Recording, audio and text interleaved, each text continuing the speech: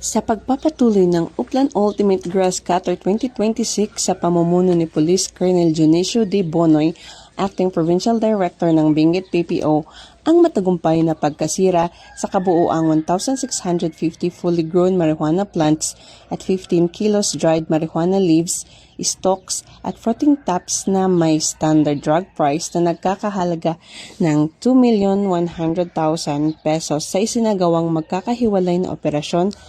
Natagpuan ang mga halamang marijuana at tuyong marijuana sa mga munisipyo ng Kapangan, Atok at Kibungan. Lahat ng mga ito ay binunot at sinunog sa lugar alinsunod sa wastong proseso ng dokumentasyon. Unang naaresto sa isinagawang operasyon, gayunpaman patuloy ang investigasyon upang matukoy at mahuli ang mga responsable sa ilegal na pagtatanim.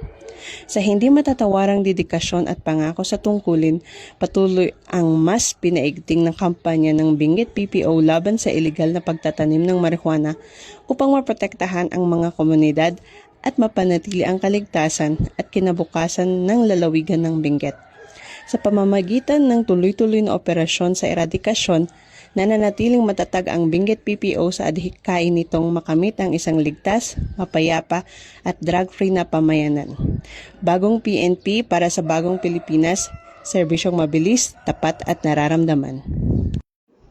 Mula dito sa La Trinidad, Benguet, ako si Police Master Sergeant Beverly L. Pacas, ang inyong PNN correspondent, alagad ng batas, tagataguyod ng Balitang Pulis.